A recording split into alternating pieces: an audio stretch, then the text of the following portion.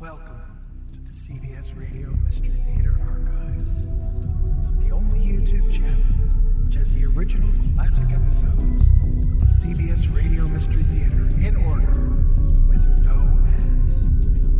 Thank you for listening, and now, enjoy the show.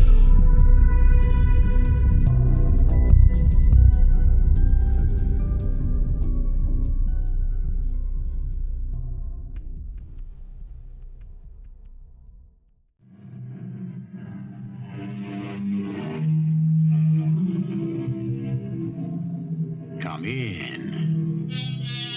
Welcome. I'm E.G. Marshall.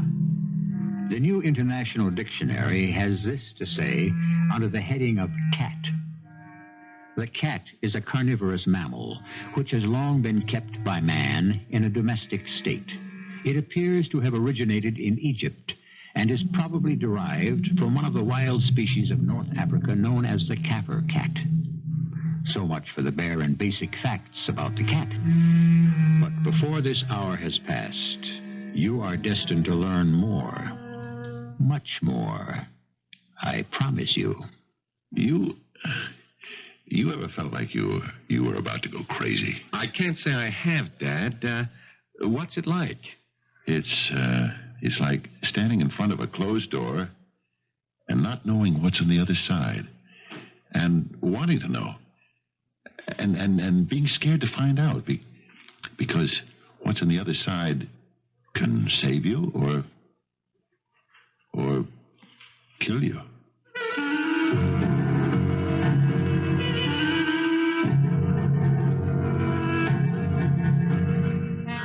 Our mystery drama, The Therapeutic Cat, was written especially for the Mystery Theater by Elspeth and stars Fred Gwynne. It is sponsored in part by Buick Motor Division and Sign-Off, the sinus medicines. I'll be back shortly with Act One.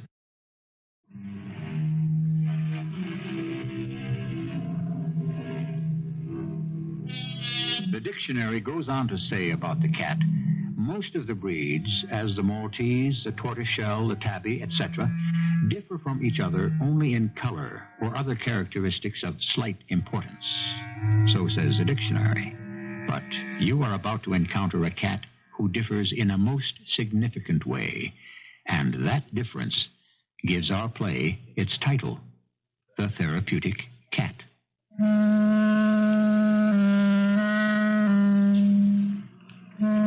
Let me tell you about myself. My name is Henry Joyce. I'm 59 and a half years old. I have a lot of money, which I accumulated by my own efforts. I live in a big old house on the edge of town, the very house I moved into after I married the mayor's daughter, the same house where our son Jack was born. Now, Jack grew into a splendid boy. We sent him to the same college I'd attended. Then, when he was through college, he came back and went into business. My business. He did very well, and now he's president of the company. Came up the hard way, learned the ropes, and is doing a fine job. So it was only natural that the first person I should think of was Jack. Sit down, Dad. Right there. Yeah, that's it. Cigar? No. Giving them up? They don't taste good anymore. Oh, that's too bad. Food doesn't taste good anymore either. Daddy, are you all right? I mean, you're not sick or something, are you? I'm not sick, but I'm something. Like what? Like something. Huh. Well, what does the doctor say? He says I'm tense. I could have told him that. Well, what did he say to do about it? Golf. Hey, now, that's a good idea. Golf's a good game. Yeah, I tried it. No good, huh? Terrible. Made me tenser than I was before. Jack, you ever feel like you're going crazy? Crazy? You mean like insane, that kind of crazy? No, I can't say I have. Well, that's how I feel. Oh. You think maybe it's Mom, huh? Maybe you still miss her? Oh, no. Well, your mother died 5 years ago. You ever think of getting married again? That, Jack, I'm not going to try. It was all right when I was young, and then you came along, and I had the business to run. It was good being married then, but no, not now. Jack, could you see your way to taking me back in here? Here? In the office? Or at the plant. Any place. Dad, you're chairman of the board. So what's that? Chairman of the board? No, Jack. I mean a job. Something to do, something to put my mind to, so I'll stop thinking about myself. Jack, I'm going to jump out of my skin. That's how I feel. I'm all wrought up. I can't sleep or anything. Dad, do you ever think of joining a gym? You can't give me a job here. Is that what you're trying to tell me? I'll give it a lot of thought, Dad. I really will. Maybe I'll come up with something.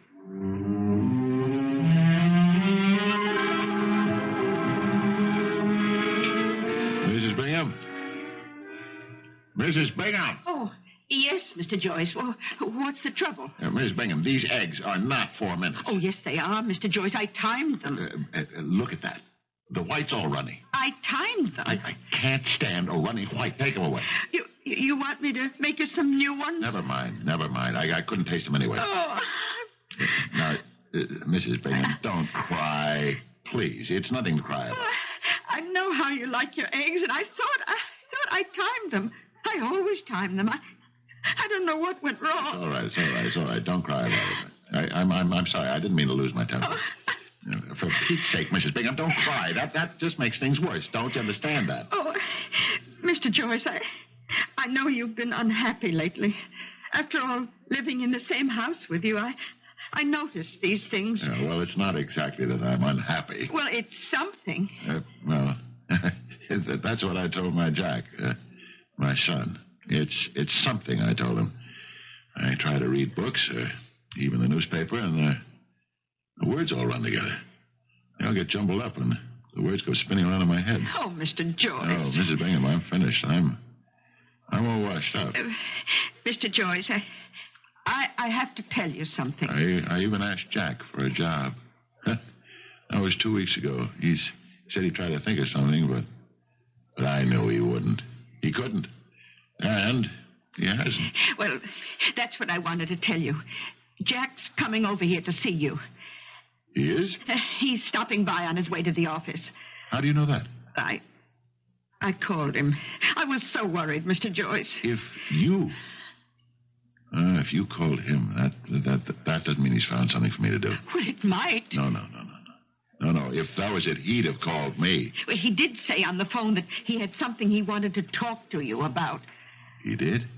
Yes, he did, Mr. Joyce. Said he hoped you'd be interested. Oh, there he is now. Now, you finish your coffee, and I'll let him in. Head of sales. That could be it. Or labor relations. Oh, I'd be good at that. Well, heck, I'd be good at anything. I mean, it's my business. I started it. I built it up. Merchandising, market research, I know them all. Backwards and forwards. Hello, Dad. Gee, I'm so sorry. Coffee cup jumped right out of my hand. Did you burn yourself? That's all right. Hey, I startled you, Dad. That's all right. It's all right. I'll get a rag and clean it up. And I'll bring you some fresh. Jack, sit down. Are you sure you're all right, Dad? Oh, yeah, sure. I'm always dropping things. Sit down. Now, Jack, tell me, Mrs. Bingham said you'd come up with something. Yeah.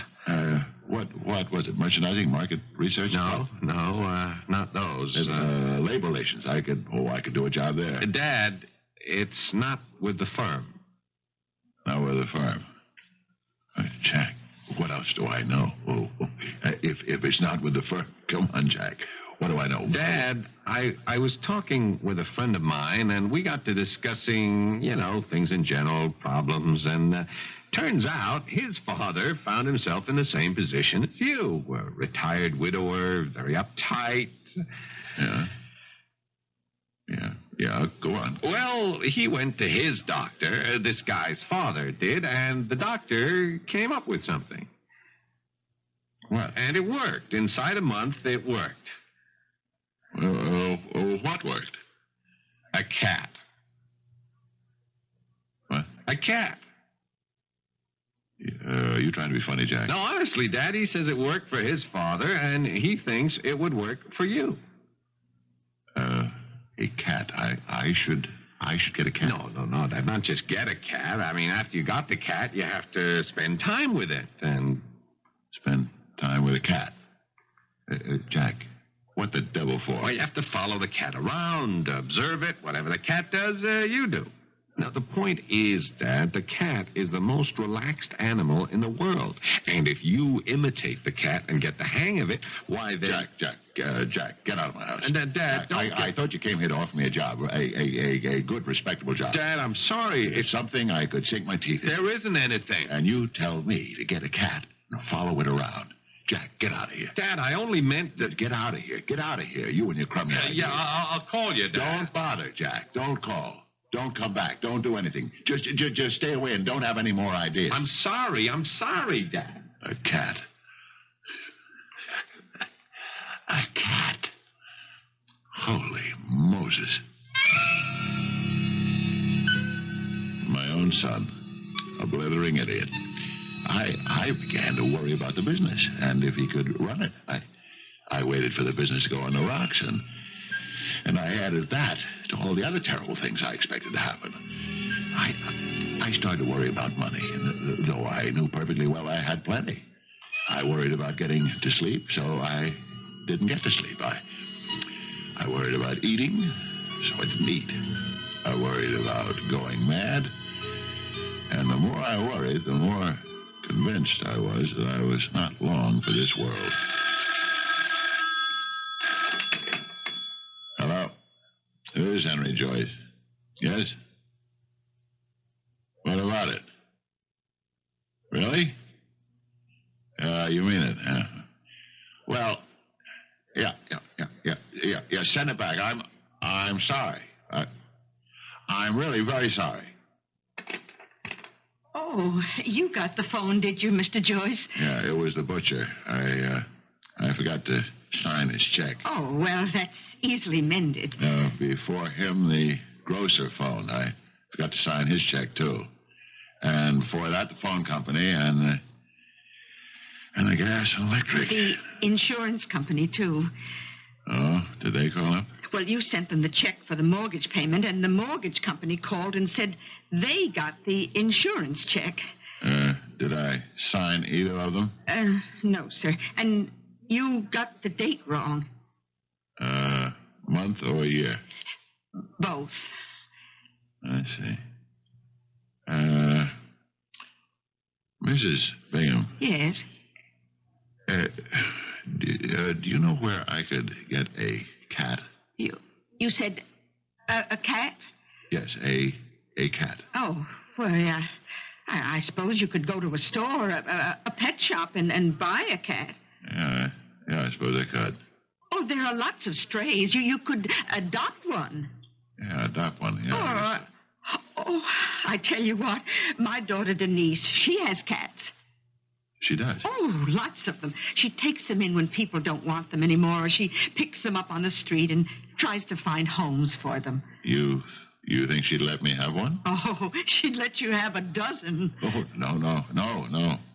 Just one will be enough. One cat.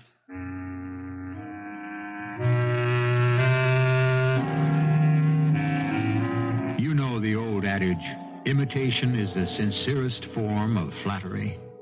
I'm sure it's true. But when it comes to cats, do you think they can be flattered? I don't. For everything about a cat suggests such utter indifference that flattery seems not only superfluous, but positively silly. I'll be back shortly with Act 2. Henry Joyce, 59 and a half years old, widowered and retired, found himself on the dizzy verge of a nervous breakdown. His son, Jack, suggested that his father procure a cat. to study the cat and ape its movements. Henry turned to his housekeeper, Jane Bingham, and asked if she could get a cat. Jane told him that her daughter, Denise, had a number of cats and would be happy to supply him with one. About a week later, the cat arrived. It was a black and white cat, a rather large cat with greenish-yellow eyes and a calculating look. The cat was here to be studied and imitated. That I proceeded to do. It took me 2 weeks to master the stretch. On all fours, watching the cat closely, I would push backwards on my haunches, digging my hands into the carpet and stretching my arms to their fullest extent. Then, rhythmically forward, the legs extended backwards from the hip sockets. Lovely feeling. Marvelous sensation. Out in the garden, when the cat sharpened her claws on a tree or a post, I arched my back to its fullest the way she did, and drew my nails heavily down the wood, putting my full weight into the effort. I felt my ribs expand and the muscles of my belly tighten. Oh, wonderful feeling. Delicious sensation. I started to feel superb. Mr. Joyce? Yes, Miss Bingham. Oh, you've been out already? I took the cat for a walk in the garden. Oh. You know what she did, Miss Bingham. She reached for a flower, a gladiolus, it was. It was just a little too high for her, but she stretched, and, well, she never did get it, but she touched it. So I started reaching for the lowest branch on that fir tree. You know the one. Mm-hmm. And I reached, and I never quite touched it. But, oh, Mrs. Bingham, what it does for the muscles down your side, right next to your ribs. Oh, it feels good, does it? Perfectly marvelous. You know, the cat was stalking a butterfly, see, and I was right behind her, and I watched the way she picked up her front feet. Absolutely amazing. She holds each foot up before she puts it down on the ground. She lets it hang limp from the elbow. Then, when she puts it down, it's so cautious, so deliberate. No hurry, no rush, just care and all concentration. Well, we stalked that butterfly for 20 minutes. Oh, you know something, Mr. Joyce.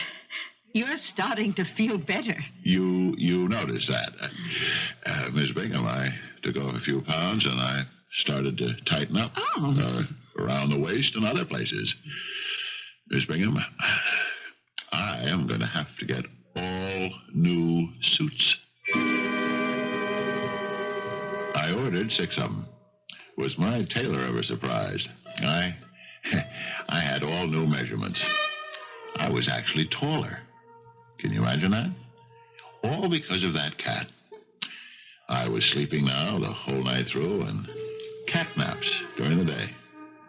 That's right, cat naps. You know, you want to feel really super, you take a lot of cat naps.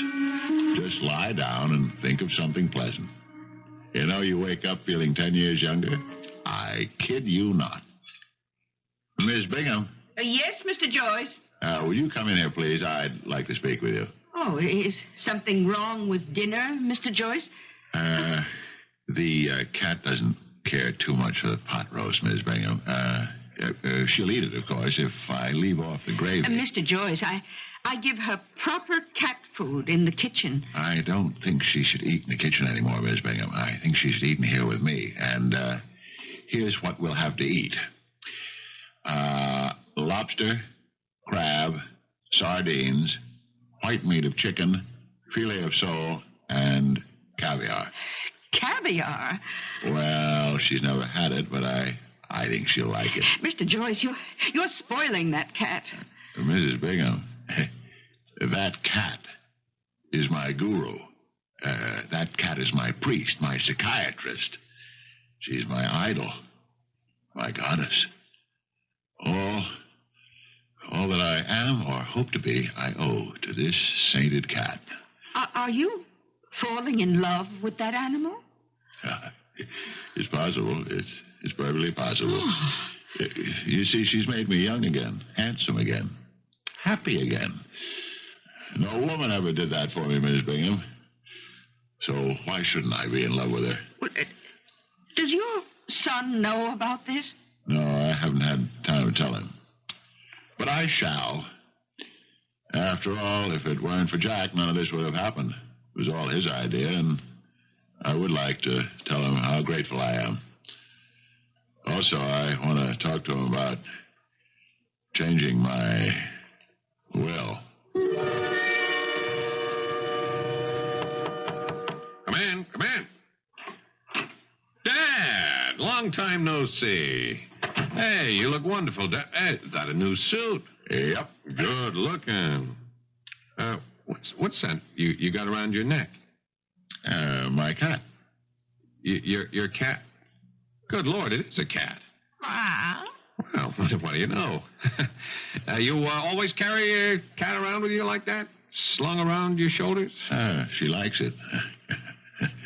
And I like it. Well, sit down, Dad. So, you took my advice, eh? Bought a cat.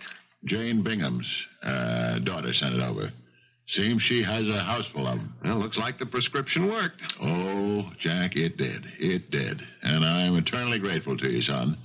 Oh, I know how I poo-pooed the idea at first, but, well, as you can see, it worked. I've never seen you looking so well. Jack, I've never felt so well. All due to my little friend here. Now, Jack, I want to see that she's provided for, in case anything should happen to me. Oh, nothing's going to happen to you, Dad. Oh, you never know. So, Jack, I would like you to set up a trust fund for her. Well, what size trust fund did you have in mind? Substantial, Jack. Substantial. She's accustomed to the best of everything. Yes, I can see that. She looks great. What's her name? I never gave her a name. Oh. It didn't seem necessary. We communicate by other means. Oh, what do you mean by that? Well, there's a spiritual affinity between my cat and me.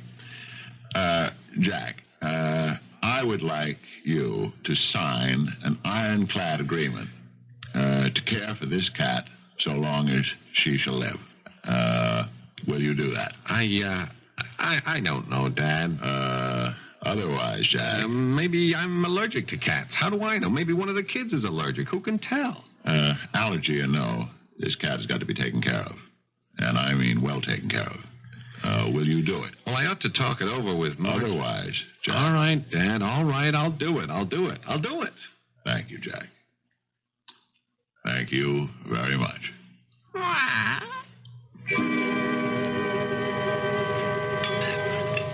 It's mackerel, darling. Don't you care for it? Oh, I know it's not Dover soap, but we had that last night.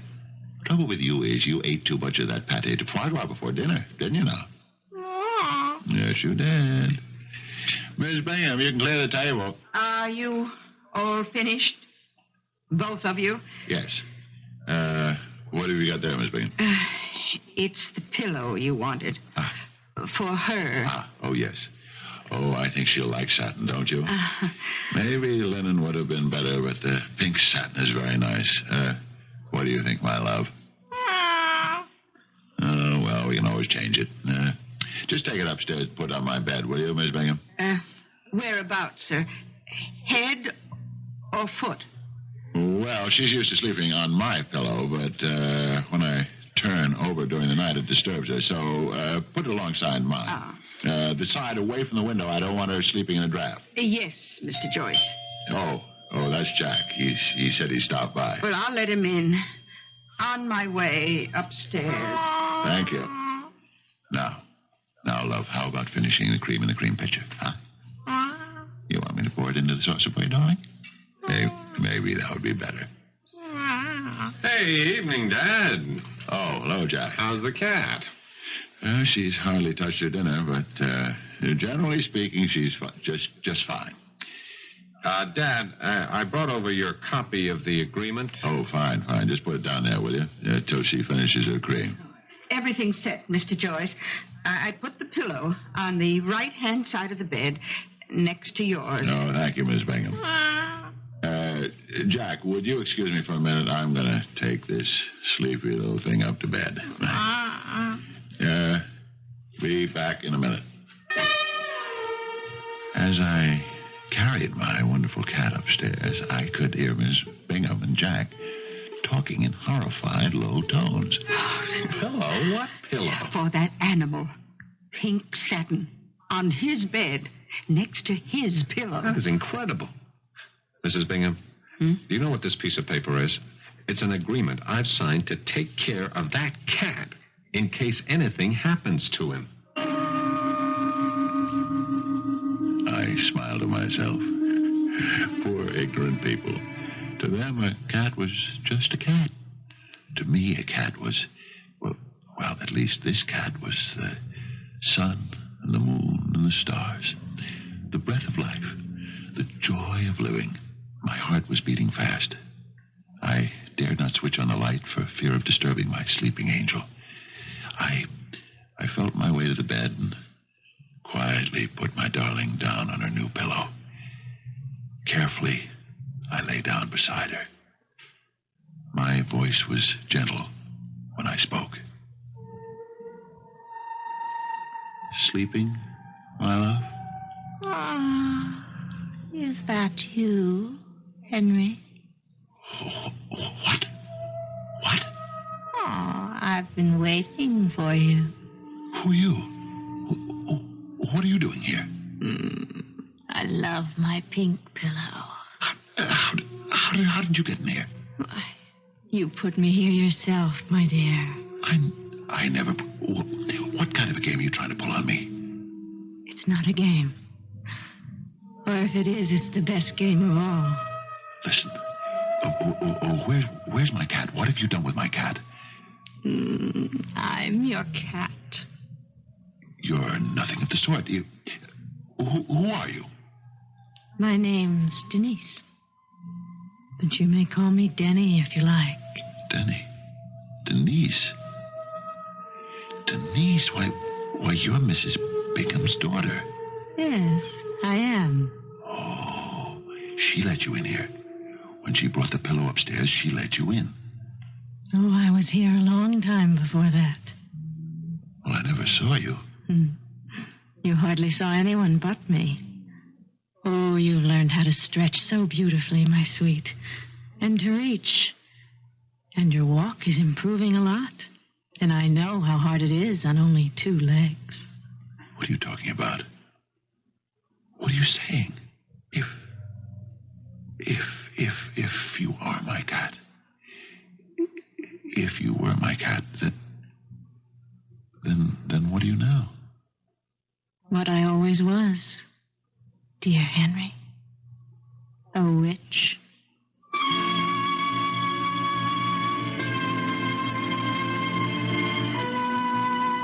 Margaret Elmore, Mother Shipton, Rachel Pinder, the Duchess of Bedford. What do all these ladies have in common? All were thought to be witches. Oh, yes, add to that list frizzle hair, finger of White John's daughter, and great blue eye from Moy. I'll be back shortly with Act 3. Henry Joyce thought that his every dream of love had come true when a piebald cat came into his life. But in his bedroom, when he prepared to lie down beside his unlikely paramour, he was welcomed not by the familiar meow, but by a distinctly human female voice. The voice said to him that she was Denise, daughter of his housekeeper, and that she had been, all along, his beloved cat. If you were my cat, if you're no longer my cat, then what are you? What I have always been. A witch. Stay right where you are. I'm going to turn on the light. Good Lord. Good Lord. What did you expect? A toothless old hag. You're so young. So beautiful. You don't know much about witches, do you, Henry? I don't believe in witches. And even if I did, I wouldn't believe a witch could turn herself into a cat and back again. Oh, what about the mackerel for dinner? What about the pâté de foie gras before dinner? Well, you must have been in the kitchen with your mother. You heard me talking to the cat. I was the cat. I am the cat. I can be the cat again anytime I feel like it. No. Your mother must have told you about the cat and me. My mother doesn't even know I'm here. Your mother doesn't know you can be a cat? There. See? You're beginning to believe me. Then your mother's not a witch. Mother's a white witch. White witches only do good things. I'm a black witch. You do bad things. If I wanted to, I could be a gray witch. Then sometimes I'd do good things, and sometimes I'd do bad things, depending on how I felt at the time. I'd be a gray witch for you, Henry. Would you like that? I don't know. I just wish... What do you wish, Henry? I wish I had my cat back. Just the way she was. Oh, I couldn't stand being a cat any longer. I loved you too much. Why'd you have to change just now? Because it's time. Time? Time for what? Listen. Be quiet and listen. Hear it? I hear the wind. Must be a storm coming up. The wind is from the east. Does that mean something special? Oh, when it blows like that, it means tonight is the night of the Sabbath General. What's the Sabbath General? Rest your sweet head on my shoulder, and I'll tell you all about it. Comfy? On a desolate mountaintop in the center of France, witches from all over the world will meet tonight. They'll fly in from South America, from Africa, from the Orient, from Siberia, from Melanesia. They fly to France? To the Cevennes Mountains, my love. Vast, cold, deserted. You fly there? On broomsticks, mostly. Mostly? For every witch, there is a mortal man. For the dancing, you know. And after Monsieur arrives... Wait a minute. Who is Monsieur? The devil, darling. Then what? Then we all tell our tales. One at a time, we tell everything we've accomplished since the last Sabbath General. Oh, I'll have a fine old time, telling them how I moved in here and made you fall in love with me. Oh, the devil will be so pleased. He will? I don't think I'll tell him that I fell in love with you. Oh, I don't think that would please him at all. I think it would make him very angry. After you've told your tales, then you dance. Oh, but first comes the ceremony. But I can't tell you about it. Would you like to see it for yourself, Henry? Me? It's no trouble at all. For every witch, there is one mortal man. Well, I don't know. This has all been quite a shock. I have to think. I need to be alone, Denny. All right. I'll go downstairs and talk to Mother. But don't take too long to decide. The wind is rising.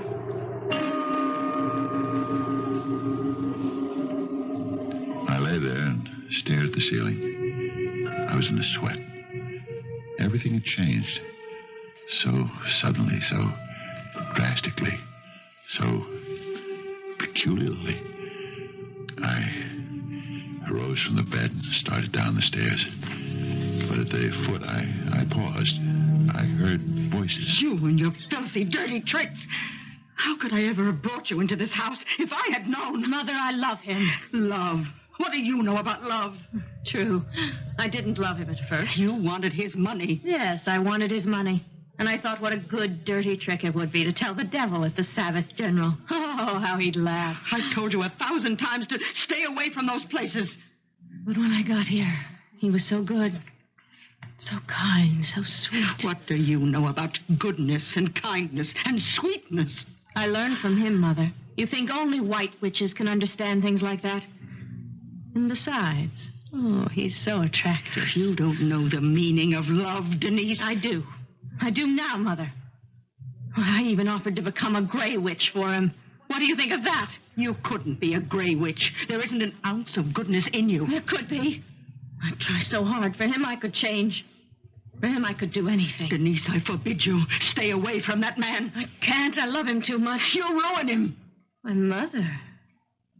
Mother, you're in love with him yourself. You're an impertinent young woman. Of course. Why didn't I see it before?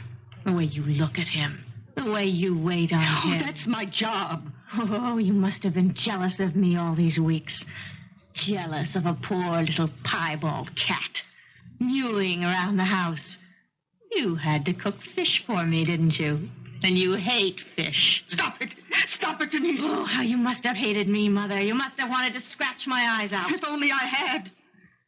You do love him. Yes. Yes, I love him. I love him with all my heart. You should have seen him when I told him about the Sabbath General.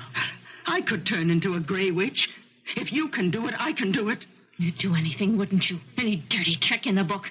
Anything to get your claws into him. Yes. Yes, I would. Anything. Well, you can't have him. He's mine. No, he's not. He's mine. He's not. He's mine. I was appalled. Absolutely appalled.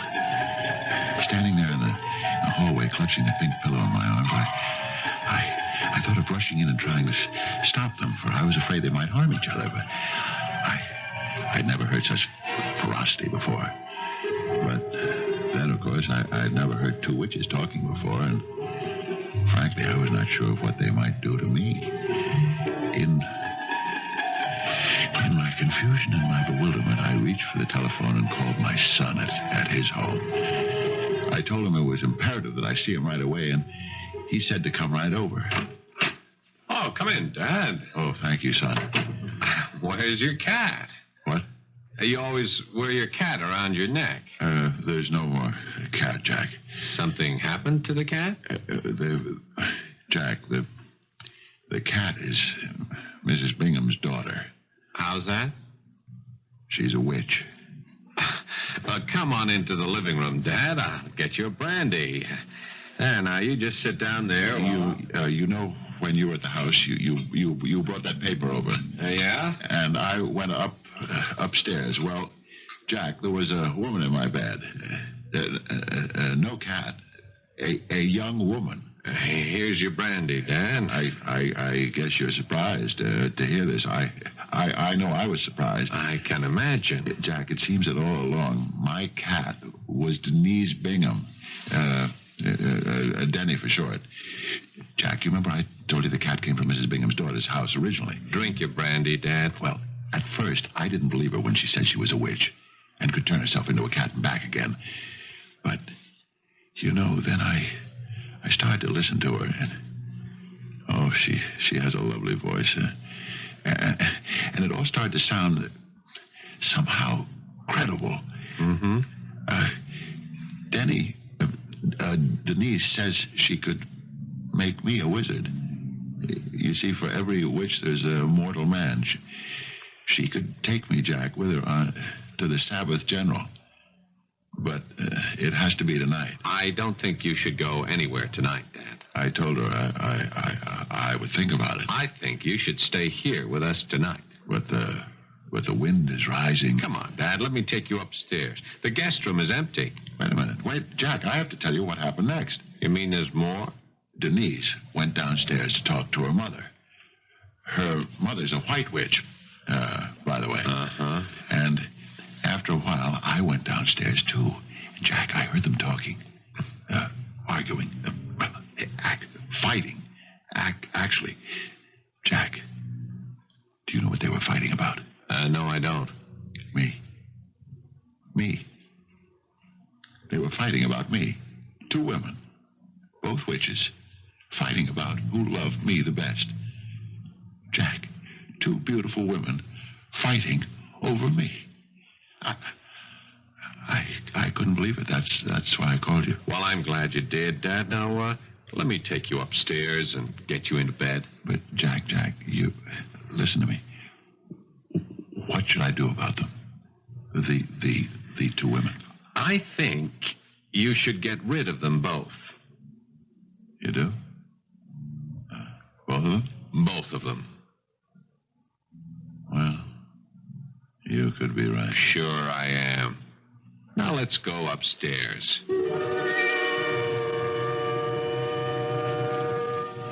I lay in bed and I wondered. It would have been nice to go to the Sabbath General, but just before I dropped off to sleep, I remember thinking, maybe I'll get married again. But then I thought, before I do anything, I'll get me another cat.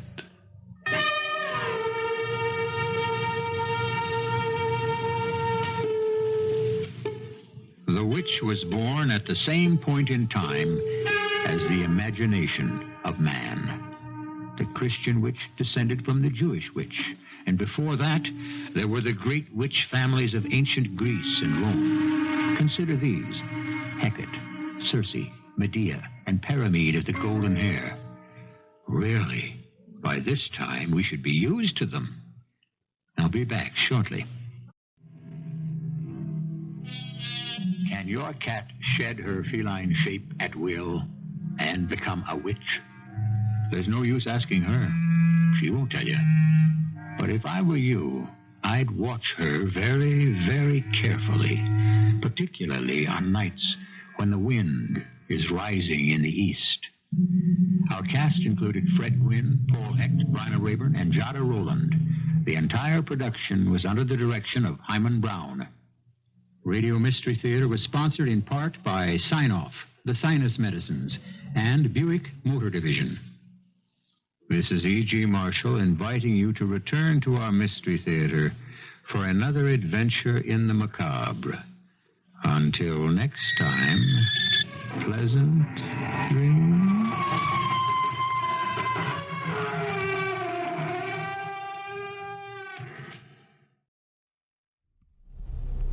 I hope you enjoyed this episode of CBS Radio Mystery Theater. If you've enjoyed this and want to hear more,